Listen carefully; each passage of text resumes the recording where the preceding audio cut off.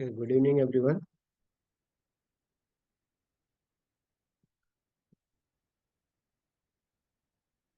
Good evening, everyone.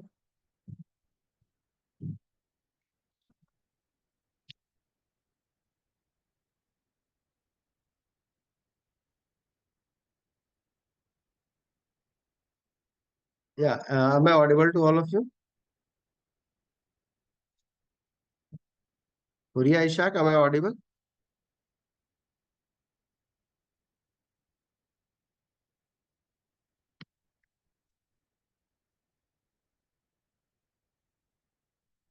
Yeah, am I audible to you all?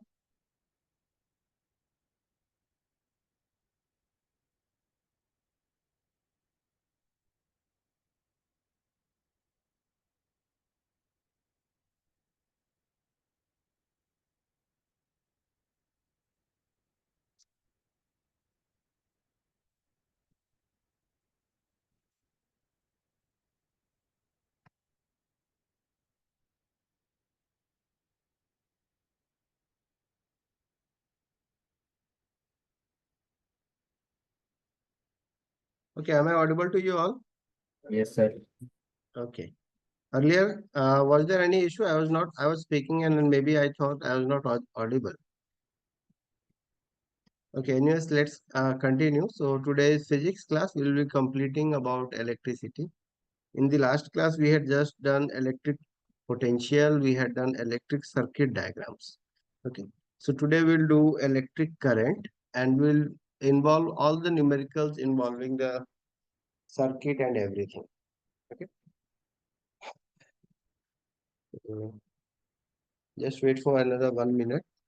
Just starting. Good evening. Yeah, good evening. Good evening, Shubhans. Okay, can you people turn on your cameras? If it is possible, please do.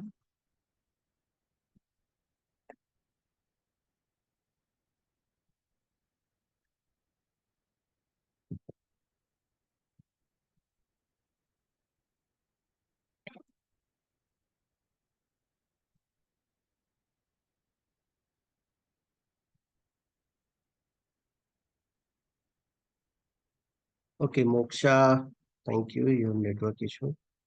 Thank you for informing Moksha. Keep us updated everything.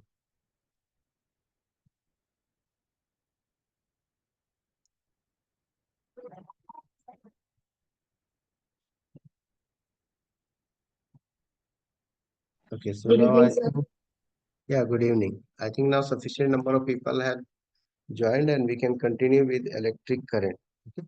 So first of all, let's see how do we define out electric current. So your concept should be so clear, your understanding should be so much vast that you should be able to do even higher class questions with these concepts. Once your concepts are built up, then you should be able to do even high class. Just uh, electric current. We define electric current as the rate of flow of charge.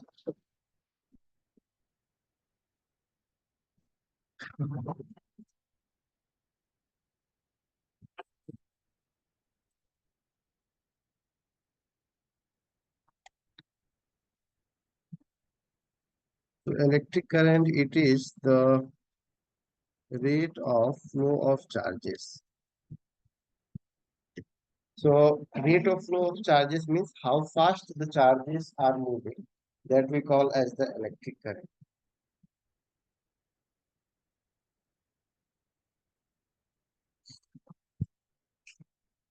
So instead, our electric current is,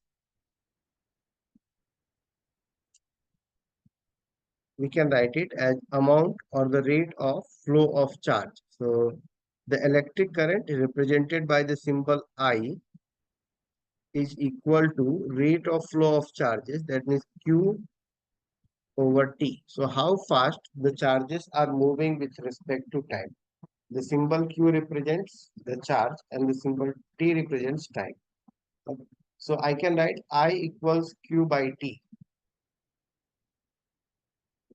So the current is measured here in ampere and charge is measured in coulomb.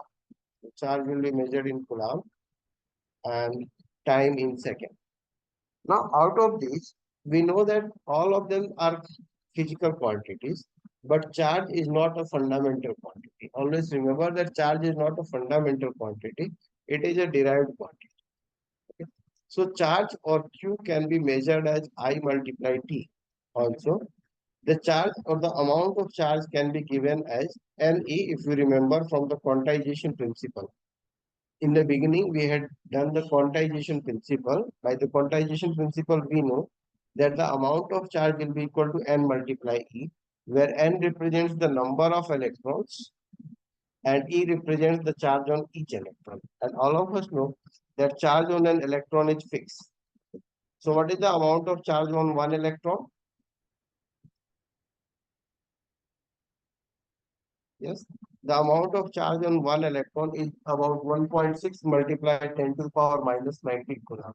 This is the amount of charge on one electron. So each electron has a charge of 1.6 multiplied 10 to the power minus 19 coulomb, and hence the total amount of charge by any number of electrons will be given by Q equals to N. So also by this formula, I can give current as NE over T. So this is another way I can write the current as NE by T, amount of charge divided by time. Got it? The SI units are ampere, and for potential it was volts. So now the instruments which are used, which instrument do we use?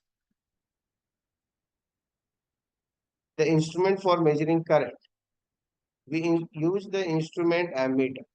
Ammeter is used for measuring the current, and voltmeter is used for measuring the electric potential. Okay? So our voltmeter, it is used to measure electric potential.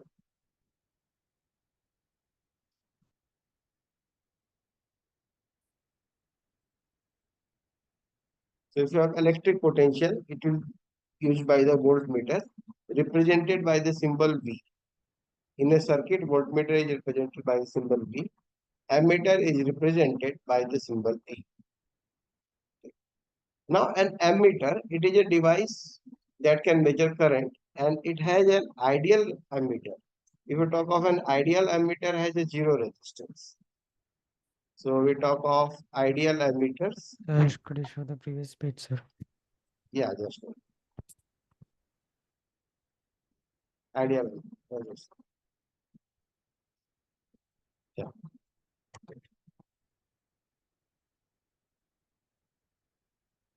Completed, Okay, sir. Okay. Is it over? Can I move now? Yes, sir. Okay.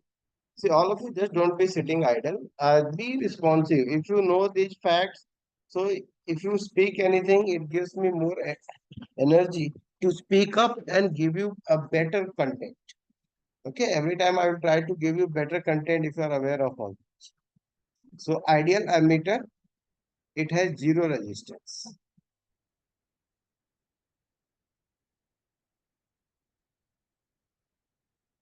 And see how do we measure the current, and then we'll see where the ammeter is to be attached. So it is something like this. So here I have taken a wire as an example. So let's say I have a wire of area of cross section A. Let's say the wire has an area of cross section A, and it has the length L. The length of the wire is L, and it has the area of cross section A. And we know that any wire or any conductor will conduct electricity if it has free electrons. So here I am marking these as free electrons inside the wire. I hope you can understand they are the free electrons, not just the electrons. They are free electrons. That means they are the ones which are available for motion. They are continuously moving and they can keep on moving through the wire. So these electrons, they are free to move, right? So or not all the metals, not all the substances contain free electrons. Can you guess which substances cannot contain free electrons?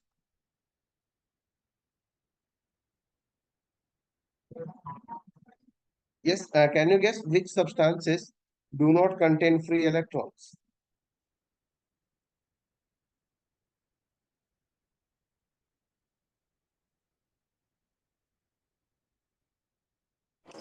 Non-metal.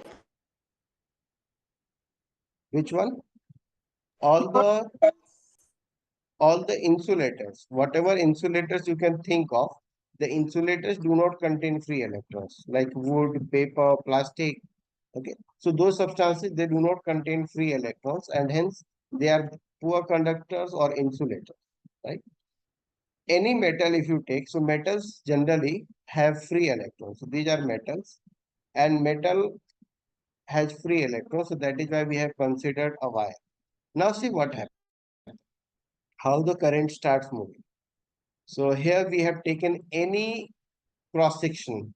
We have taken a cross section of the wire, and now the electrons will start moving from one side of the wire to the other side only if they experience some force. Okay. So for that we connect these electrons with a battery.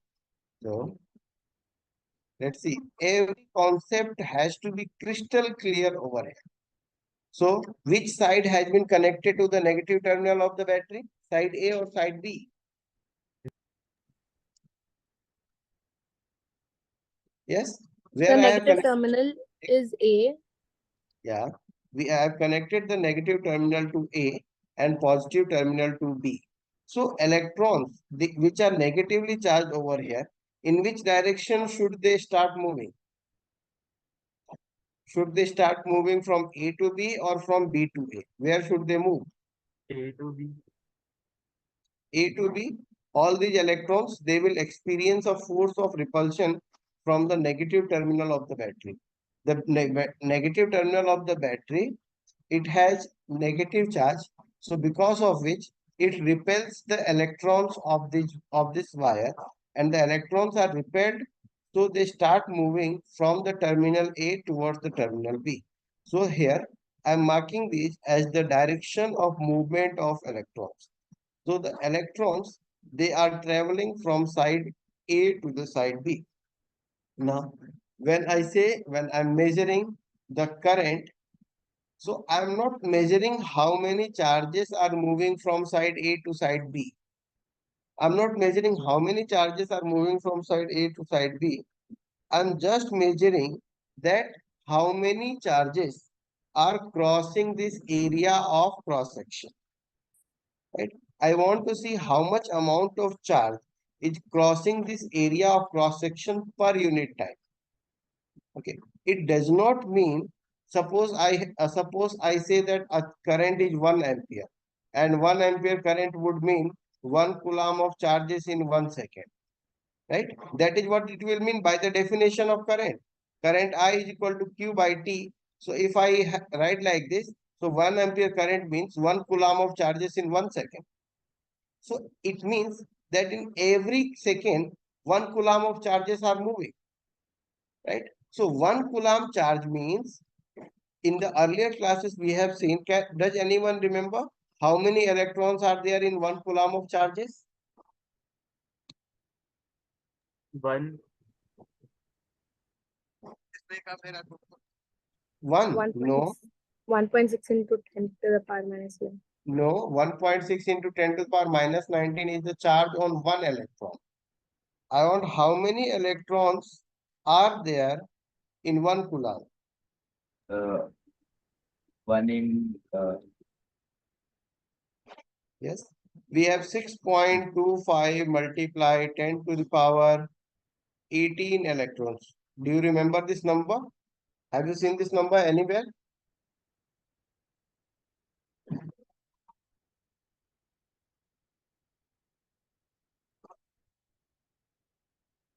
Yes, sir.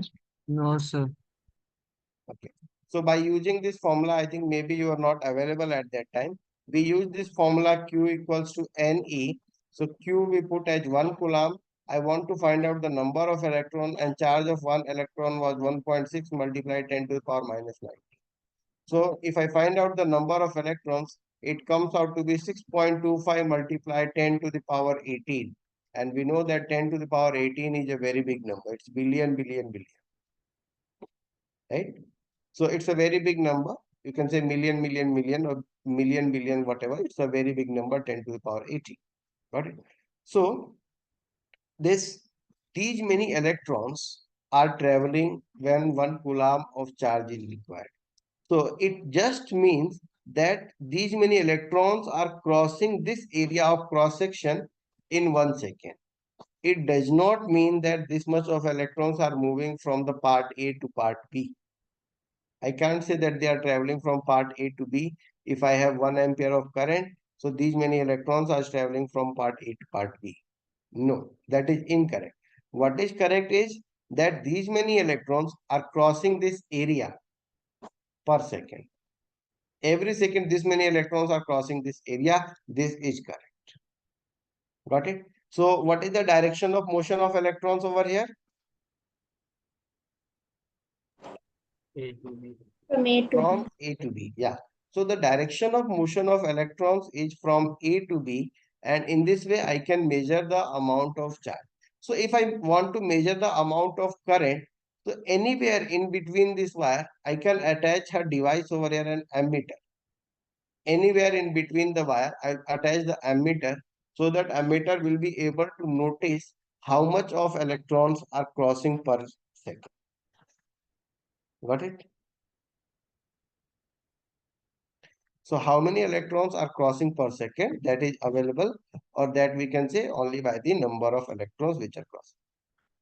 Got it? So this is our 1 ampere of the current.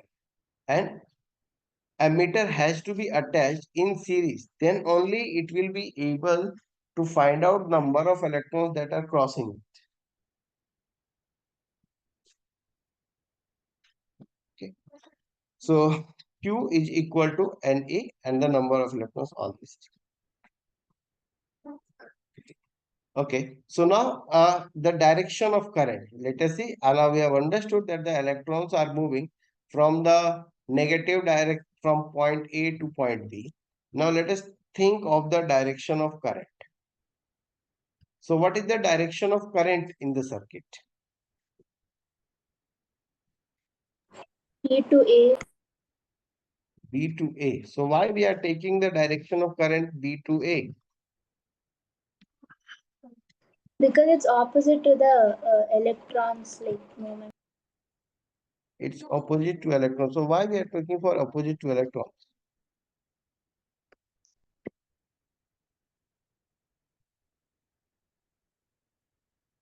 Just one minute.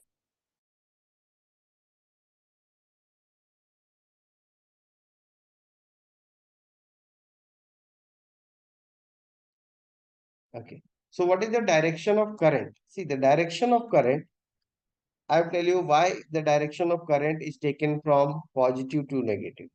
Okay, so first, the direction of current, it is taken from positive to negative.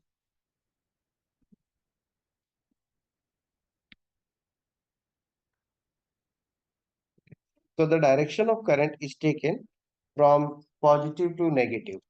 Now, how it happens? How the charges are transferred over here? See, whenever we were talking of the electric potential, do you remember the definition of electric potential now? Who can define me the electric potential? It is the amount of work done to move an object through a charged field.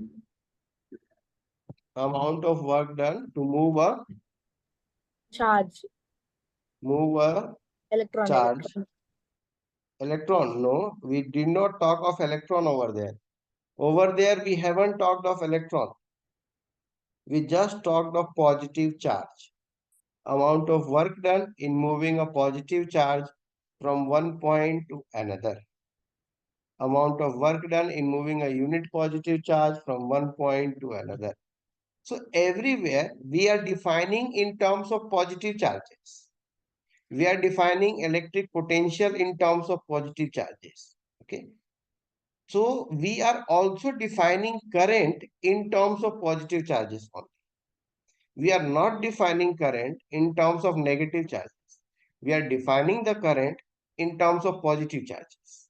Okay. Now let us see how we are going to define it in terms of positive charges. When I say 1 ampere current, so I mean 1 coulomb of positive charges crossing a given area per second. That I will be calling as 1 ampere of current. But in reality, there are no positive charges which are moving. There are no positive charges which are crossing. Right? There are no positive charges which are crossing this area of cross section. Now, what will happen to me? See, it is just the point of observation. As we sit inside a car and we see the trees moving backward. In the same way, when I consider the electrons, so I myself consider the electron, and with respect to the electrons, the positive charges, they appear to be moving towards or from the side B to A. With respect to the electrons, the positive charges, however, they are not moving, but they appear to move to the positive charges from side B to A. To the negative charges, all these positive charges, they appear to move from the side B to A. And that is why now we consider the direction of current to be in a direction opposite to the direction of electrons. Opposite to the direction, in whatever direction the electrons are moving, we consider the charges in a direction, we consider the current in a direction opposite to that. Got it, everyone?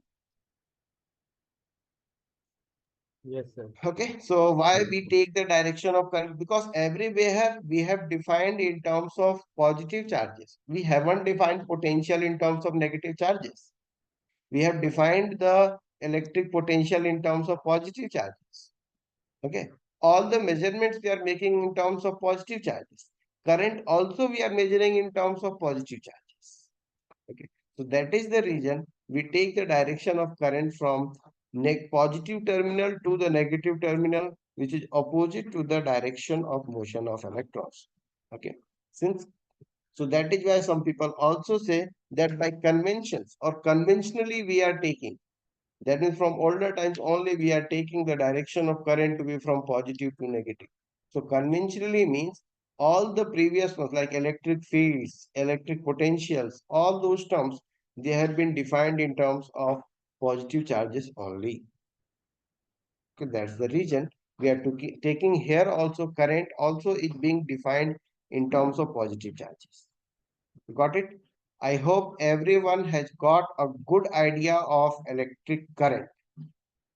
Okay, so when I say 1 ampere of current, so how many electrons are crossing? Yes, how many electrons are crossing?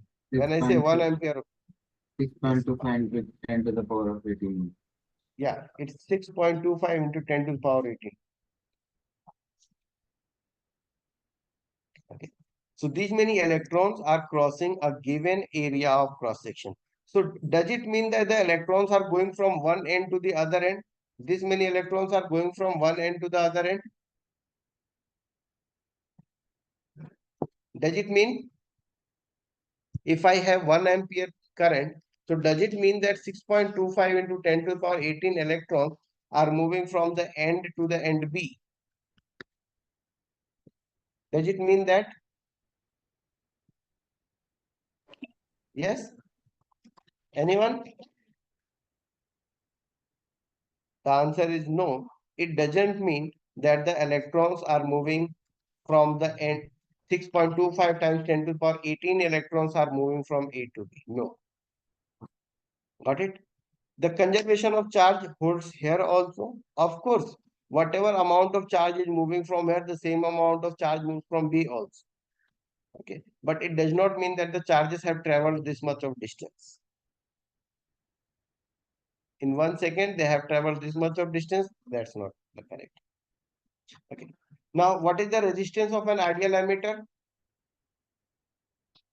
Zero resistance. Zero resistance. An ideal ammeter has a zero resistance, and an ideal ammeter is connected in series to the circuit. It is connected in series to the circuit. Sir, what does That series? series mean end to end. Like if you have your main circuit like this, you will be combining your ammeter in between it also like this. And your circuit will continue. So your ammeter will be connected end to end in series. Suppose it's like this. You have your fan. So let me make your fan over here. And this is your device, let's say fan. And if you want to attach an ammeter, so you'll attach an ammeter in series like this. This is what it means. Got it? So an ammeter is always connected in series to the circuit as it has zero resistance and it measures current. The next device is voltmeter.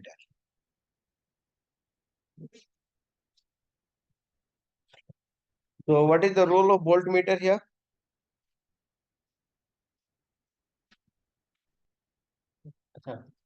It measures electric potential. Okay. Yeah, just one moment.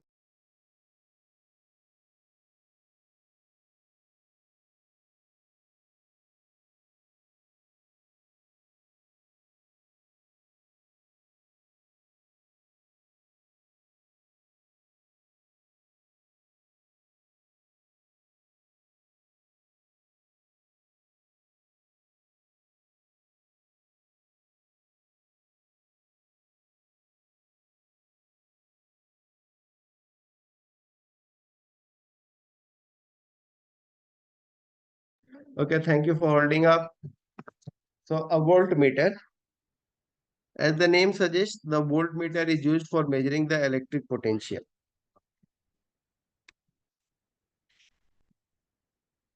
It measures electric potential.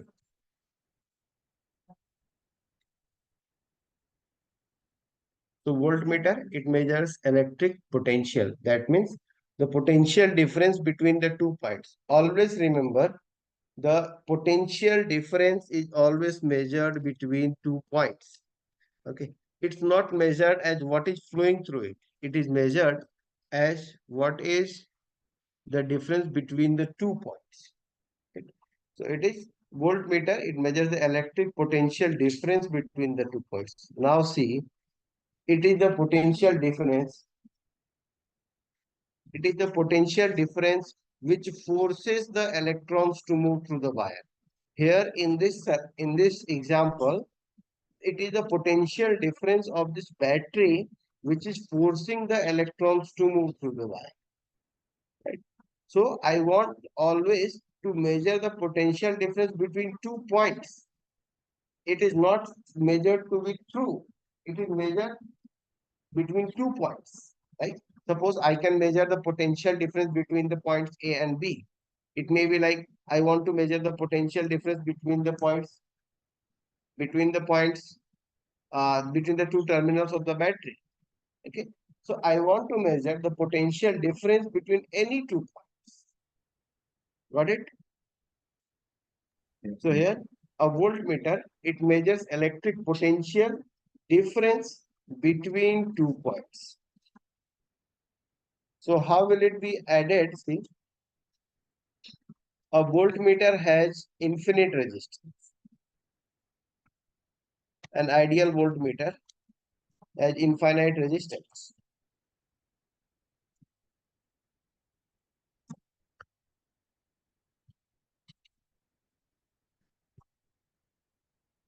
An ideal voltmeter has infinite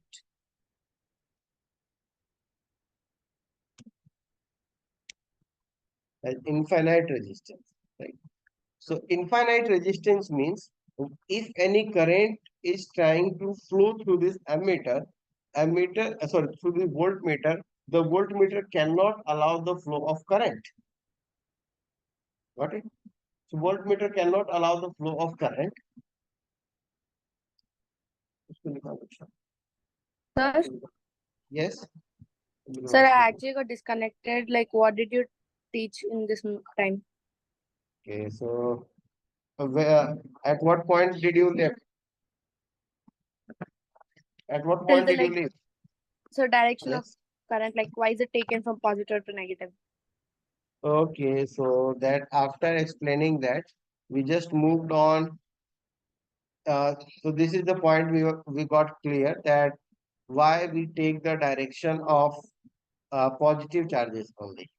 Okay, because with respect to the electrons, the positive charges appear to move from B to A, and in all the definitions, everywhere we consider the motion of, we are considering positive charges only, like the electric potential, electric field.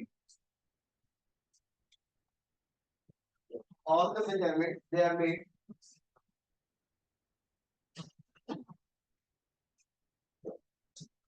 All the measurements they are made in terms of electric, in terms of positive charges. So that's why we are defining the current also in terms of positive charge. Yes, sir. The next we have done the voltmeter. So how does a voltmeter work?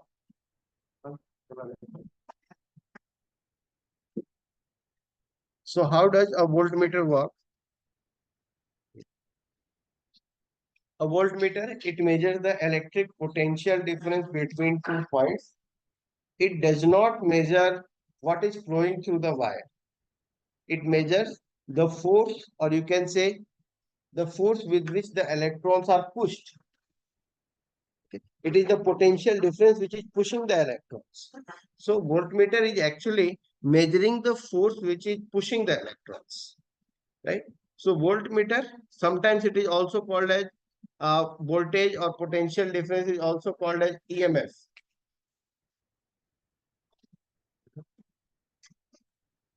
Okay, sir, got it.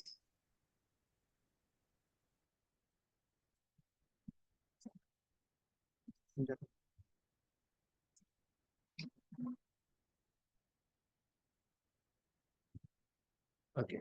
So ideal ammeter has an infinite resistance. Infinite resistance means it will oppose the current too much. It will not allow the charges to flow through it. So see how we connect the voltmeter. Suppose I have a device over here.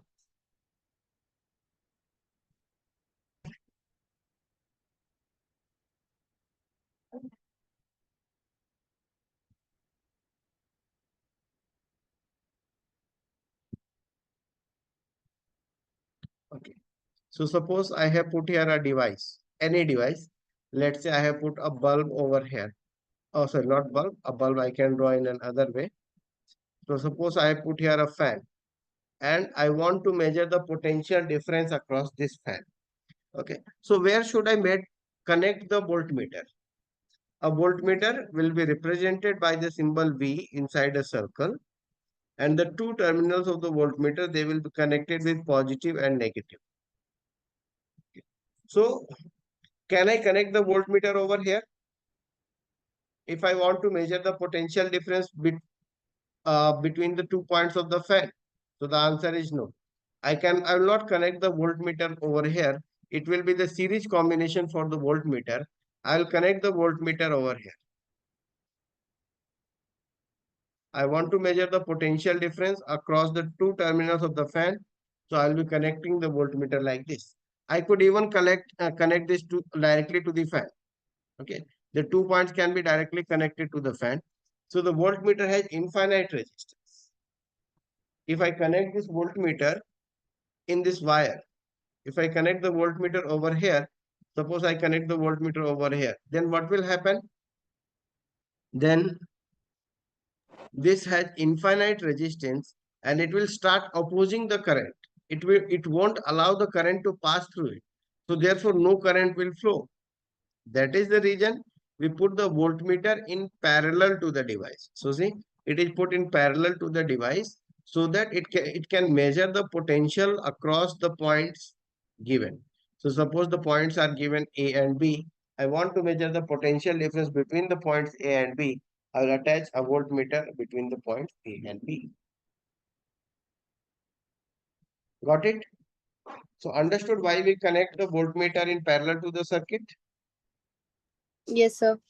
Yes, sir. So a voltmeter will have an infinite resistance. it is always connected in parallel to the circuit. Got it?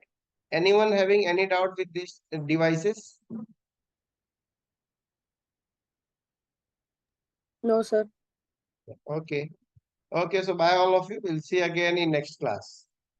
Right? Okay, sir. Thank you, sir. Yes, Bye, sir. sir. Bye, sir. Bye, sir. Okay.